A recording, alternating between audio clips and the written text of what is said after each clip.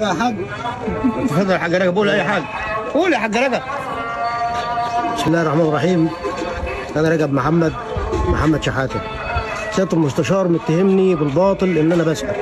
انا راجل امي وراجل لا بعرف لا اسحر ولا بعرف اعمل اي حاجه، قسما بالله العظيم مره تانيه ان انا ما بعرف اعمل الحاجه ديت، واللي بيعمل الحاجه دي اصلا بيبقى راجل مشرك بالله.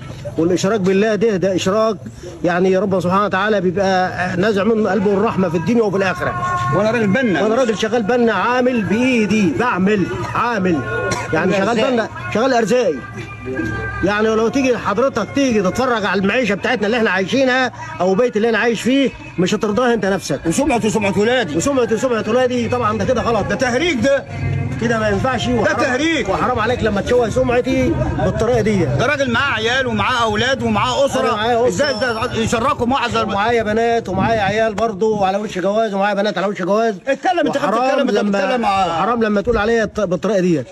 انا اقسم بالله ما بعرف اعمل الحاجه دي، ولا اصلا. انا كنت بحافظ قران فعلا، حافظ قران حفظ.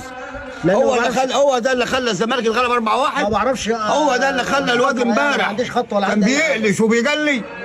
لعيبتك تعبان. وشكرا. سحر الكوره فيها سحر. كان في السودان خدت كاس العالم لو بالسحر. كان سحر.